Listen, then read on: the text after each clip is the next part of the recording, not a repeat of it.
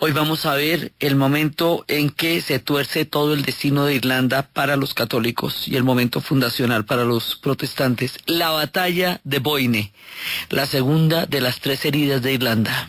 La vez pasada, cuando estábamos viendo el desembarco de Oliver Cromwell en Irlanda, hablamos de 3 grandes heridas en la historia de Irlanda. Por eso empezamos con la canción de Serrat, interpretando el poema de Miguel Hernández, Llegó con 3 heridas. La primera es el desembarco de Cromwell en la isla y esta matanza de la cual estuvimos hablando la vez pasada. La segunda, que va a ser irreversible, es la que vamos a ver hoy, la batalla de Boyne, la pérdida del control físico de la isla. Y la tercera va a ser la hambruna, la que vamos a ver después, la gran hambruna, the famine, el momento de la gran hambruna en Irlanda. Esas 3 heridas van a quedar tan profundamente que en la impronta del mundo, de la historia de los irlandeses, que van a marcar de ahí en adelante toda su historia hasta los días presentes. Entonces hoy vamos a ver por qué. ¿Qué es lo que pasa con la batalla de Boyne, que resulta tan grave, tan irreversible, tan complejo, que nos va a dividir el relato de aquí en adelante, porque vamos a tener narrativas distintas? Vamos a tener narrativas católicas y vamos a tener narrativas protestantes. Ya habíamos empezado con esto desde la plantación de Ulster, pero ahora esto ya va a ser totalmente diferenciado y poco a poco y cada vez más irreconciliable, hasta que se va a volver una cosa muy complicada de aquí hasta que hagan la paz. Entonces, ¿qué es lo que pasa? Pasa que había subido Carlos, después de toda esta historia en la que Cromwell había decapitado al rey Carlos I y entonces había cerrado la Cámara de los Lores, se había quedado con la Cámara de los Comunes, y luego después hubo una restauración y luego después volvió otra vez el rey y volvió Carlos. Entonces, Carlos II, y este hombre va a tener una relación con el Parlamento de hacerse pasito. O sea, vámonos despacito, porque pues ya había visto lo que le podía pasar a uno si se ponía muy mosca con el Parlamento, pues después de todo lo que había pasado. Entonces vino Carlos I, lo decapitan, el protectorado, la era de Cromwell, y luego viene Carlos II, y Carlos II va a tener un periodo relativamente fresco. Y resulta que después de que Carlos II termine de gobernar, va a venir otra vez Jacobo II. Estamos todavía en la línea de los Estuardos. Pasa con los Estuardos que los Carlos son protestantes y los Jacobos son católicos. Entonces Jacobo II es católico y va a volver a enfrentarse al Parlamento. Y la confrontación con el Parlamento va a volver a ponernos otra vez en ese clima de intolerancia, de ingobernabilidad, de desasosiego, de complicación terrible que se había vivido en las épocas anteriores.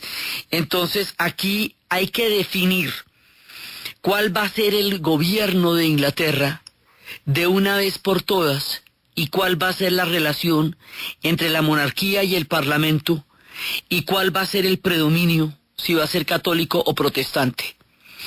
Y el predominio católico o protestante se va a definir en una batalla que lo que se está definiendo es el destino de Inglaterra y de Irlanda, de los Estuardo, de los católicos o de los protestantes, o de la lucha de poderes, si se quiere, el choque de trenes entre el Parlamento y la monarquía. Se va a definir toda esa vuelta, a ver cómo va a quedar.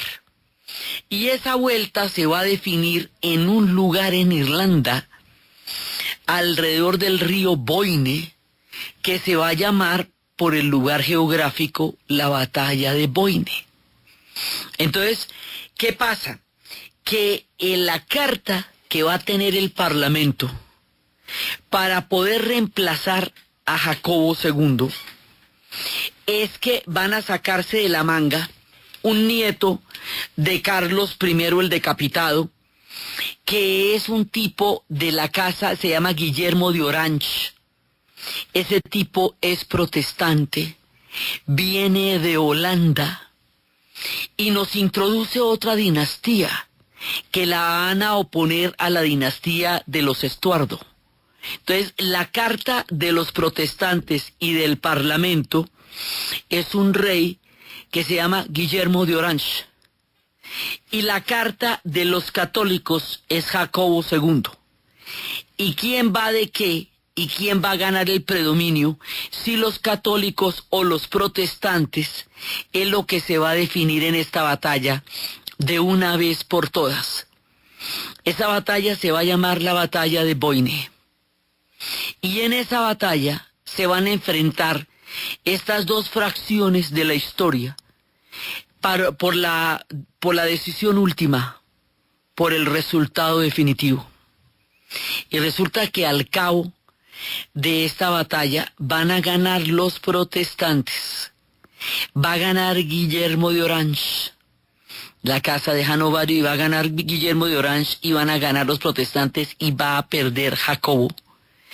Van a perder los jacobitas. Jacobo va a tener que salir de ahí para Francia, lo que va a hacer que permanentemente haya la ilusión de poder restaurar a Jacobo alguna vez en el trono, lo que nos va a llevar a rebeliones en su nombre que llamaremos las rebeliones jacobitas, los ejércitos de los Jacobites, que también nos incluyen a Escocia. Ya vamos a ver por qué los escoceses también van a estar metidos acá, porque los escoceses católicos también apoyan a Jacobo II junto con los irlandeses católicos, mientras que los protestantes de todos los lados están apoyando a Guillermo de Orange.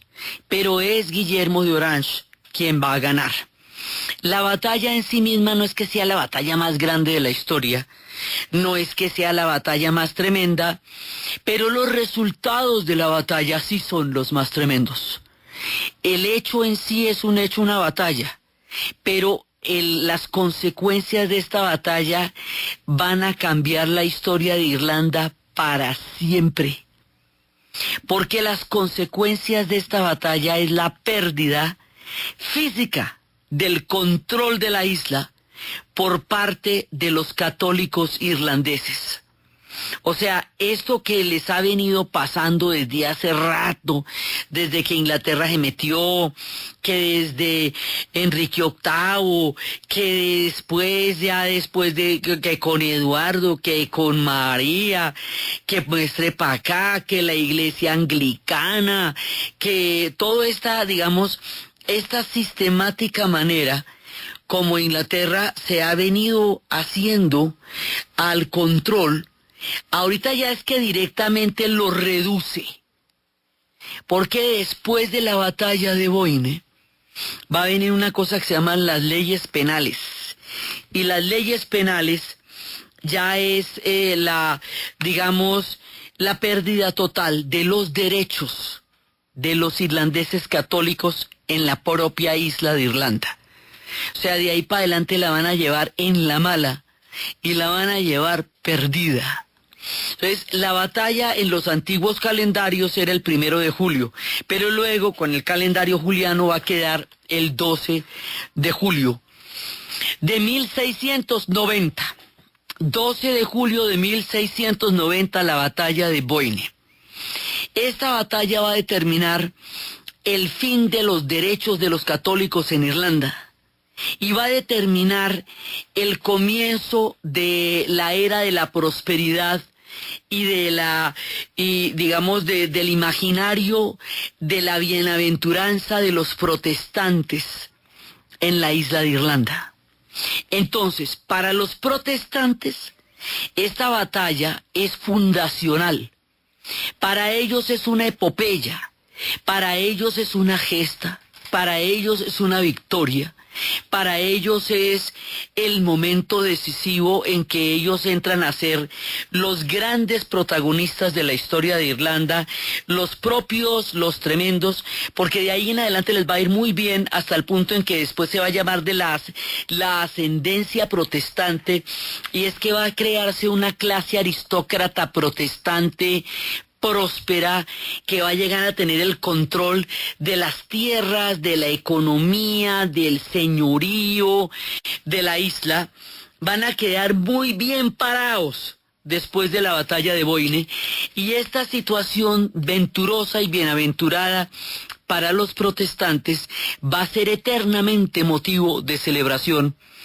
Y como va a ganar el rey de ellos en la batalla de Orange, entonces ellos, y es Guillermo de Orange, eso va a introducir el color naranja que identificará a los protestantes de aquí en adelante en la historia de Irlanda. Y para los católicos es todo lo contrario, los católicos van a quedar en la inmunda. Es decir, de aquí para adelante los católicos la van a pasar terriblemente mal. Terriblemente mal, porque después de aquí se van a montar unas leyes como una especie de apartheid, leyes de segregación, de humillación, de pauperización, leyes de sometimiento, leyes de sin salida para los católicos. Entonces, para los católicos la batalla de Boyne es el día de la desgracia. Para los protestantes la batalla de Boyne es la gesta de su surgimiento de la prosperidad en la historia de Irlanda. Esto es tan importante que hasta hace 2 años, les estoy diciendo que hasta el año por ahí 2013, les quiero decir, o 15, todos los años se hacían desfiles en Belfast, en Irlanda del Norte, y los protestantes se vestían de naranja y desfilaban por los barrios católicos vestidos de naranja para arrastrarles en la cara que les habían ganado en 1690 la batalla de Boyne. ¿Cómo le parece? Y todos los años los católicos abrían las ventanas y los cosían a bombas Molotov, porque iban a provocarlos vestidos de naranja con la batalla de Boyne. O sea, estamos hablando de una cosa que pasó en 1690. Y les quiero decir que todavía para el año 2014 y 2013 se cascaban por esto cada 12 de julio. Entonces, esto incluso después de la paz todavía se cascaban por esto. Ya ahora ya no volvieron a cascarse por esto, entonces ya llegaron al acuerdo de que los protestantes hacen su desfile por los barrios protestantes, porque para los protestantes esto es el derecho a un legado. Para los católicos es el recuerdo más amargo que puedan tener en toda su historia. Entonces, cuando la memoria se vuelve amargura no tiene salida. Cuando la memoria se vuelve acuerdo, los pueblos pasan la página, porque ¿qué más? Entonces resulta que esto es lo que determinaba, ustedes deben haber visto en los noticieros muchas veces, en los veranos en Irlanda, unas trifulcas terribles. Pues era porque era 12 de julio y salían los protestantes vestidos de naranja a celebrar la batalla de Boyne, y salían los católicos por las ventanas a echarles molotov porque se iban vestidos de naranja a celebrarles la batalla de Boyne. Entonces, esto digamos para contarles un poco cuál es la implicación simbólica de la batalla de Boyne que ocurrió en 1690 y le dio el control a la isla a los protestantes. Entonces, para los protestantes, como les digo, como esto es una gesta, entonces ellos la cantan y la celebran contando cómo se levantaron esa mañana y ganaron la batalla. Vamos a escuchar un pedacito de esto, de cómo ellos lo narran. July the 1st in Oldbridgetown there was a grievous fight. Folks were many's a manly on their ground with the cannons that did ride. King James he fixed his tents between the lines for to retire. But King William threw his baubles in and set them all on fire.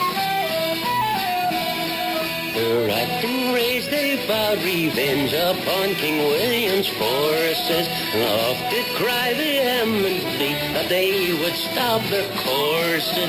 A bullet from the Irish came which grazed King William's shoulder. They thought his Es una cosa tan polarizada que esto es un canto victorioso para los protestantes y es un canto que hasta no hace mucho ofendía a los católicos de solo poderlo escuchar. O sea, las canciones de aquí en adelante, hay unas canciones que se ponían en los funerales de los de Lira y otras que se ponían en el desfile de los protestantes. O sea, esto se va a poner muy fuerte y ese es a partir de aquí. Entonces, ¿por qué es que esto se va a poner tan bravo? O sea, ¿qué es lo que hace que esto se vaya a volver una cosa tan supremamente complicada? ¿Cuál es el agite? Pues el agite es que después de la pérdida del control físico de la isla, los ingleses van a declarar unas leyes que se van a llamar las leyes penales, the penal law. Esas leyes van a institucionalizar la pobreza para los católicos en Irlanda. ¿Cómo se institucionaliza la pobreza? Mediante toda prohibición de lo que conduzca a la prosperidad. Entonces, esto es muy delicado porque este tipo de leyes es muy parecido a lo que será la apartheid en Sudáfrica o lo que serán las leyes de segregación racial del Jim Crow System en el sur de los Estados Unidos. Leyes que detrás de la segregación y del racismo en el caso de Sudáfrica y de Estados Unidos, o de la segregación por religión, porque esto no es por raza, todo pelirrojos, es por la religión. Detrás de esto lo que hay es una condición de sometimiento económico que hace que una parte de la población quede en condiciones permanentes de pobreza y otra parte de la población quede en condiciones permanentes de prosperidad. Entonces, esto les va a prohibir a ellos educarse en colegios. Ya no van a poder ir a Trinity College. Ya no van a poder educarse en colegios donde les den una buena educación. Ya no van a poder ordenarse como sacerdotes. Ya no van a poder importar sacerdotes en la isla. Pero mire, va a haber cosas tan supremamente complicadas, tan complicadas, que, por ejemplo, los protestantes, era todo a favor de los protestantes, era, digamos, deliberado. Entonces, había el caso de que un caballo no podía valer, un caballo que tuviera un católico, no podía valer más de 5 libras. Pero, si un protestante le ofrecía 5 libras, él estaba en la obligación de vendérselo. Esto obedecía a un acta que se llama, es literal, el acta para prevenir el crecimiento de la propiedad. O sea, esta es un acta de 1704. Era un acta que forzaba a los que no se acogieran a la iglesia anglicana, es decir, a los que no reconocieran al rey de Inglaterra como la cabeza de la iglesia, es decir, a los que no apuraran del Papa, ¿sí me entiende? Como personas que deberían permanecer totalmente en la pobreza. Estas leyes fueron tomadas originalmente de las leyes que en Francia se habían hecho contra los protestantes, la ley contra los hugonotes. Pero entonces la cambiaron y se la aplicaron fue contra los católicos. La reforma, como les digo, va a romper a Europa, ¿no? Entonces, en las sociedades donde triunfó el catolicismo van a perseguir a los protestantes, como pasó en Francia, que persiguieron a los hugonotes y hubo la matanza de San Bartolomé. Y en las sociedades donde van a ganar los protestantes van a perseguir a los católicos, pero el caso extremo va a ser el de Irlanda. Entonces, en Irlanda estas leyes van a empezar a forzarlos a vivir en condiciones de ser campesinos extremadamente pobres, porque van a impedir cualquier forma de prosperidad, pero además les van a prohibir tener armas defensivas y armas ofensivas, sean estas espadas o armas de fuego o palos. O sea que si un protestante o un inglés atacan a un irlandés, él no va a tener cómo defenderse porque está en la prohibición de usar armas. Entonces no van a poder pertenecer al ejército inglés porque los católicos irlandeses no van a poder usar armas. Entonces empezará la gran diáspora y formarán parte de los ejércitos del mundo entero, porque no lo podrán hacer en la isla de Irlanda. Y eso es lo que vamos a ver después de la pausa. De aquí en adelante, después, los irlandeses van a pasar a ser, los católicos irlandeses van a pasar a ser ciudadanos de segunda clase. Y luego ya les van a quitar el parlamento. Y luego directamente los van a mandar desde Westminster. Y va a haber una, digamos, esto va a quedar reducido a una colonia. Por eso, más adelante, ellos van a buscar lo que se llama el Home Rule, que es que ellos puedan gobernarse desde la propia isla, que vayan a tener un parlamento, que no vayan a ser una colonia, que vayan a tener un país. O sea, todo lo que va a pasar más adelante, que va a ser la rebelión de la Pascua, que va a llevar a la partición de la isla, que va a llevar a que la Irlanda del Norte quede parte de los británicos y la Irlanda del Sur se vuelva un país, y que todo eso que va a pasar ya en el siglo XX, en 1916, es tratar de revertir el resultado de cómo quedaron las cosas en la batalla de Boyne. Toda la lucha de los irlandeses es que las cosas se puedan volver de una manera diferente a como quedaron en la batalla de Boyne. Por eso es que es importante entender esto, porque todo lo que pase de aquí en adelante tiene que ver con el resultado de la batalla de Boyne y las leyes penales. Las leyes penales, al prohibir que los irlandeses tengan ejércitos, y tengan ni siquiera ejércitos, armas, va a hacer que los ejércitos se tengan que formar en otra parte. Motivo por el cual los irlandeses van a formar parte de todos los ejércitos del mundo. Y van a tener, se van a llamar los gansos salvajes en Austria, van a estar en los ejércitos de Rusia, van a también a formar parte de los ejércitos de la independencia en América Latina más adelante. O'Leary estará con Bolívar. Justo ahora hay una exposición de lo que hablaremos, un programa completo sobre el papel de los irlandeses en las Américas y en las independencias y en las revoluciones en América, porque los irlandeses se van a dispersar por todas partes. En los demás ejércitos del mundo tendrán el derecho a integrar ejércitos y hacer jerarquías militares, pero en Irlanda no, por lo menos no como católicos. Y por eso les digo, en esta época no había ciudadanos, porque eso va a ser un invento de la Revolución Francesa. Pero si hubiera ciudadanos, ellos serían ciudadanos de segunda clase, en su propia isla. Entonces, eso va a hacer que, a partir de las leyes penales, 1 millón de irlandeses van a emigrar. Porque es que no se pueden quedar ahí en las condiciones en las que van a quedar. Entonces de aquí en adelante va a empezar un fenómeno que nos va a partir la historia en otro pedazo nuevo, que otra pática que le sale al relato, que se va a llamar la diáspora. La diáspora, es decir, los irlandeses que van a vivir en el exilio, van a ser millones y millones. Ya habían empezado con la salida de los condes, the flight of the earls, pero esto ahorita ya van a ser mucha gente. Entonces más adelante vamos a ver cómo ellos van a conformar nuevos países, como será el caso de Estados Unidos y de Australia.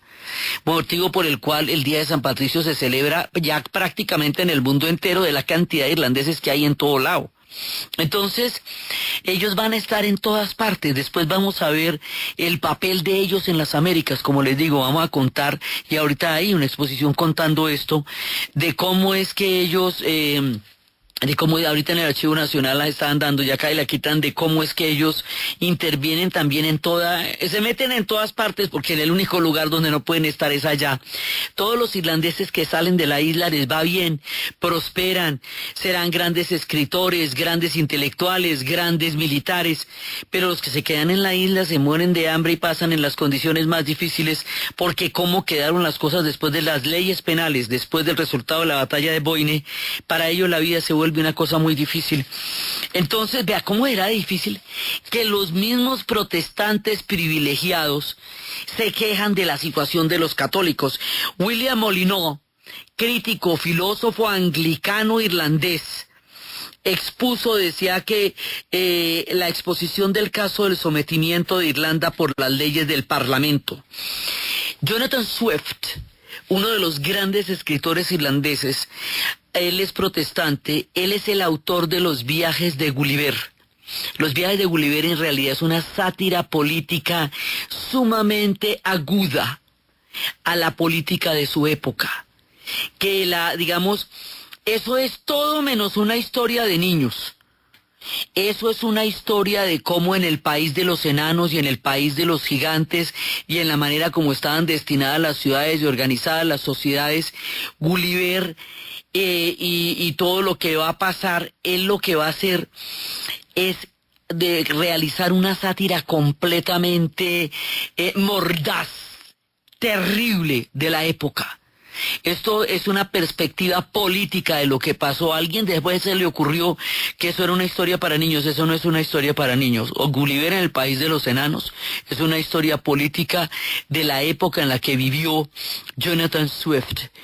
Y su crítica llegó a ser tan áspera y las condiciones de los irlandeses católicos eran tan terribles que él hizo por ahí, tenía un libro que decía, un escrito que era una humilde propuesta que decía que ya que ni siquiera le quedaba a los campesinos con qué poder criar a sus propios hijos porque no tenían con qué alimentarlos, él proponía que se los vendieran a los ingleses para que se los comieran y verá cómo todo se podía solucionar porque ni siquiera tenían que criarlos.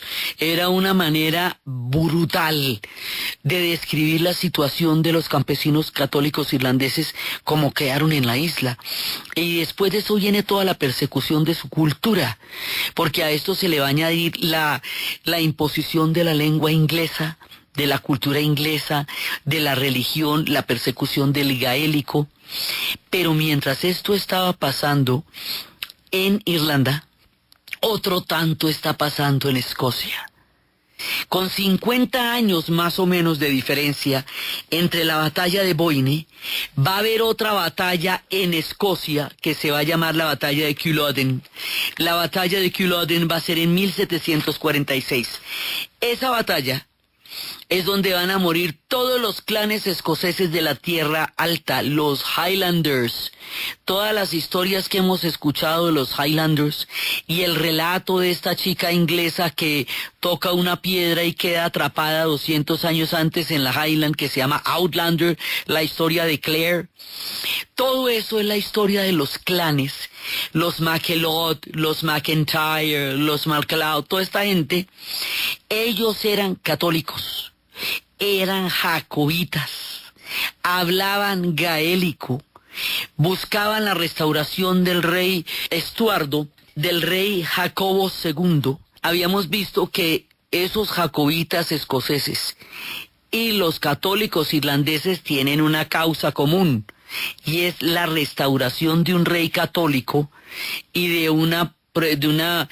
algo que favoreciera a los católicos en Escocia y en Irlanda. Y unos y otros van a perder todo chance. En la batalla de Boyne en Irlanda y en la batalla de Culloden en Escocia. Después de la batalla de Culloden, los clanes van a quedar aniquilados.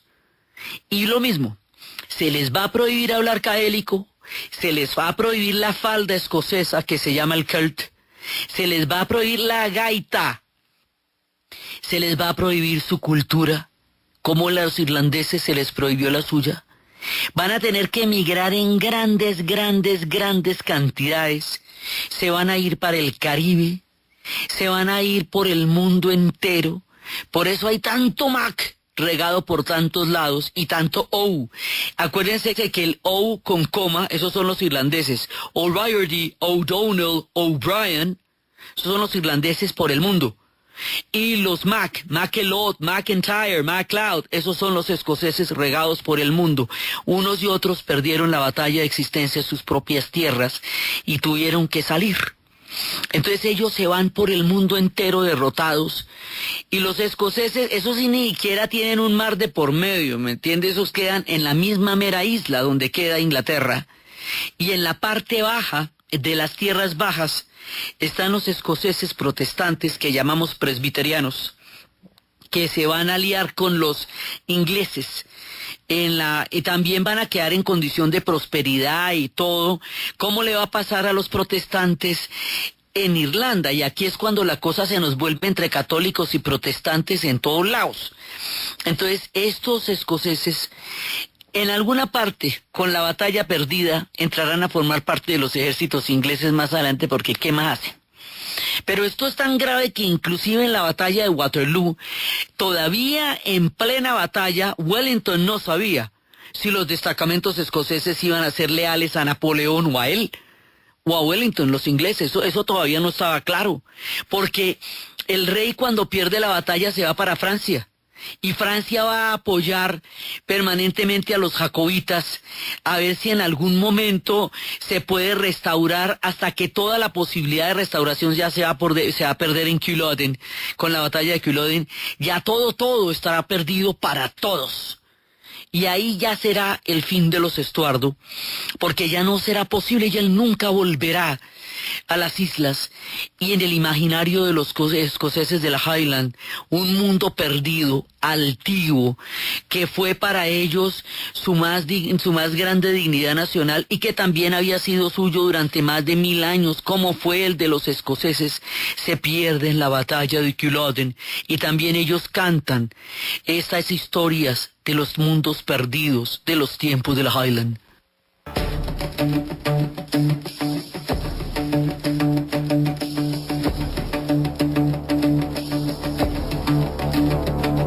As I come in the Aachen dune, just a wee bit frae the tune, frae the Highlands I was bound to view the hawks the Grande. I met a man in tartan trews and speared at him what was the news. Says he, the Highland army rose that are they come to Cromdale. We were in Fletcher everyone when the English host upon us came. A bloody battle then began upon the hawks the Cromdale. The English horse they were so rude, they bathed their hooves in Highland blood. But every plant so boldly stood upon the hawks the Cromdale. But alas, we could no longer stay in all the hills we came away. Stare with the lament the day that e'er will come to Cromdale.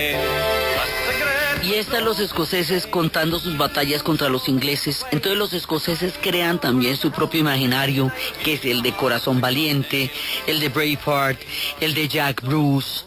Ellos también tienen ese imaginario de una cantidad de héroes que lucharon por una nación escocesa libre e independiente y perdieron esa posibilidad. Y cuando uno atraviesa el mapa y llega al territorio escocés, eso empiezan a gritar en esos trenes que uno está llegando a Escocia. Se ven las mismas ovejas y todo lo mismo, pero ellos empiezan a gritar que uno está llegando a Escocia y que uno está llegando a Escocia. Y como perdieron la posibilidad física, tienen una nación mental. Y para ellos Escocia es una, y Escocia es ellos, y Escocia es de todas maneras un estado mental, porque no pudo ser un estado geográfico hasta ahora, ¿no? Porque no sabemos con los resultados del Brexit qué pase con los escoceses. Entonces, este tema de los escoceses con Francia, con los jacobitas, con todo lo que Francia los ayudó en esa época, son las raíces de donde viene que ellos quieran permanecer en la Unión Europea ahora y no quieran quedarse con Inglaterra porque tienen malos recuerdos de estas épocas. Sí, entonces es importante tener en cuenta estas raíces históricas tan antiguas y tan profundas a la hora de la política moderna, porque lo de ellos eran relaciones con Francia a través de los jacobitas y no con Inglaterra, que para ellos era el enemigo. Sí, y así también era para los irlandeses, era una gran medida. Entonces eso, digamos, ese dato lo dejamos en el aire hasta que la historia lo resuelva, que más o menos será pronto. Entonces, resulta que los escoceses, pues nada, pierden la batalla y quedan anexados. Pierden, lo de la Highland pierde todo eso y va a quedar anexada, pero Escocia será un imaginario poderosísimo, poderosísimo. Entonces, ¿qué es lo que pasa detrás de esto? Pasa detrás de esto que hay un proyecto colonial, hay un proyecto grande, y ese proyecto consiste en que para poder crear una cosa que se va a llamar Inglaterra, que va a ser un imperio, lo primero que van a hacer es someter a los irlandeses y a los escoceses. Y para someterlos les van a espichar su cultura, les van a perseguir la cultura los van a pauperizar, les van a perseguir su religión, los van a condenar a la pobreza, los van a condenar a condiciones muy difíciles de existencia. Peor aún en Irlanda, ¿no? En Escocia las cosas van a ser duras pero no tan graves. Peor aún en Irlanda, ¿sí? Y sobre la ruina de la antigua cultura de los escoceses y de los irlandeses católicos, los escoceses católicos e irlandeses católicos, se va a montar un nuevo proyecto que va a convertir estas islas en islas británicas. Y esto va a ser el ensayo general de lo que va a ser el Imperio Británico. Y el Imperio Británico va a hacer este tipo de procedimientos con diferentes condiciones culturales, algo más allá, algo más acá, por el mundo entero. Y muchos pueblos van a sufrir este tipo de suertes, desde, mejor dicho, en todas partes del planeta, hasta el día en que 1 de cada 4 habitantes del planeta Tierra vaya a ser súbdito de la reina Victoria. Estas historias se contarán entre los aborígenes australianos, se contarán entre los indios norteamericanos de las primeras naciones, tanto en Estados Unidos como en el Canadá, se contarán en Kenia, se contarán en Ghana, se contarán en muchos lugares del planeta Tierra donde habrá usurpación de tierras, donde habrá persecuciones de la cultura, en algunos casos más y en algunos casos menos. En el caso de Irlanda y en el caso de Escocia fue extremo. O sea, a ellos los convirtieron en colonia muy a la fuerza. En otros casos, digamos, la cultura se va a respetar más, como en el caso de la India, mucho más adelante. O sea, esto se va a refinar. Pero a la gente que le tocó a lo bestia, a lo bestia, a lo bestia, a lo muy terrible fueron a los escoceses y a los irlandeses. Quedaron convertidos en colonias en unas condiciones sumamente difíciles. Y eso, digamos, es una memoria histórica bastante dolorosa. Entonces, esto es, digamos, la primera forma del colonialismo de lo que va a ser un imperio que está surgiendo en el momento en que el imperio más grande era España. Después España va a decaer. Inglaterra lo va a reemplazar como el imperio más grande del planeta. Esto es, digamos, el surgimiento de cómo ese imperio se va a hacer más grande cada vez. Pero los primeros en saber qué es lo que va a pasar en carne propia y en carne viva van a ser los escoceses y van a ser los irlandeses. Pero además de esto, después de reducirlos a ciudadanos de segunda clase o, digamos, a personas en condiciones sumamente difíciles de persecución económica, primero viene la persecución económica por razones religiosas, que los lleva a estar marginados de la educación y los lleva a estar atados a una tierra en la cual nunca van a tener prosperidad. Después de eso empieza una narrativa de que los ingleses son superiores. Y esa narrativa de que los ingleses son superiores les hace sentir que, además de haberlos arrinconado en lo que otrora fue su isla, su control y su cultura, los hace sentirse inferiores a aquellos que los llevaron a una condición reducida de miseria y de dignidad en su propio pueblo. Entonces, uno de los problemas más graves del colonialismo es que una vez que reduce a un pueblo a condiciones de subordinación, además le hace sentir una cultura de inferioridad, una sensación de inferioridad con respecto a aquel que lo sometió.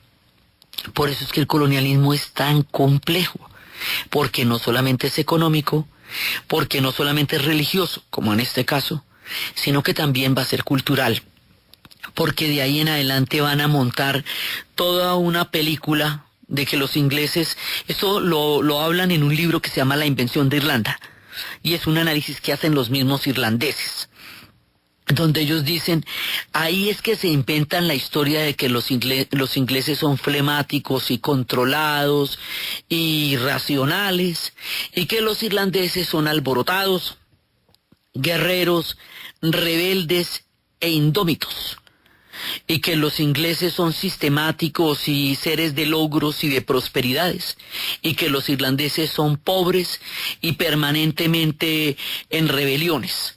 Pero las condiciones por las cuales se da una cosa y las condiciones por las cuales se da la otra no se explican en el relato, sino simplemente el estereotipo del uno y del otro. Entonces el colonialismo crea estereotipos, por eso es que ellos dicen en la invención de Irlanda que a partir de estas condiciones tan desventajosas es que empiezan a darse la formación de los estereotipos de los unos y de los otros. Entonces esto además es mucho más grave porque si me va a pegar no me regañe. O sea, los ponen en las condiciones que los ponen y además ellos quedan saliendo a deber en el relato porque los otros quedan de tremendos y de muy impresionantes. Por eso hemos hablado muchas veces en la historia del mundo de dónde quedan las oficinas de prensa.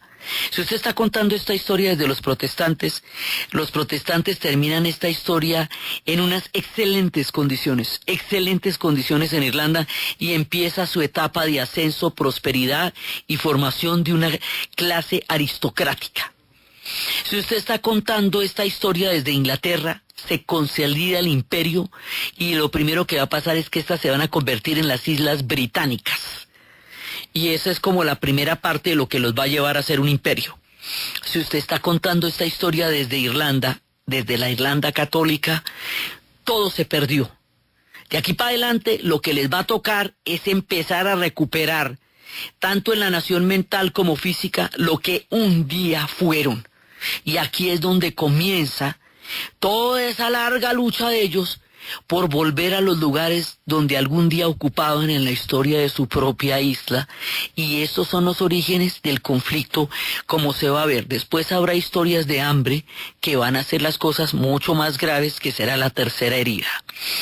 Entonces, desde los espacios de la pérdida del control de la isla, de la batalla de Boyne, de Guillermo de Orange, de los desfiles del 12 de julio, de la ruina del mundo de los católicos, de las leyes penales, de la prosperidad de los protestantes, del legado que para ellos significa la batalla de Boyne, de la encrucijada de los católicos irlandeses y del comienzo de la gran diáspora de los irlandeses por el planeta Tierra después de la derrota de la batalla de Boyne, en la narración de Ana Uribe, en la producción de Jessy Rodríguez, y para ustedes, feliz fin de semana.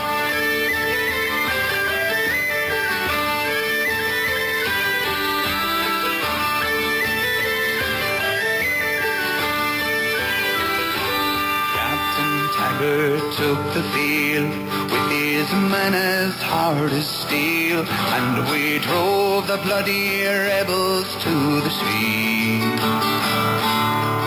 Before the guns were stilled, there were many hundreds killed. There's many an Irish girl sad tonight. When the smoke had cleared, it was just as we had feared. Captain Taggart lay wounded on the ground.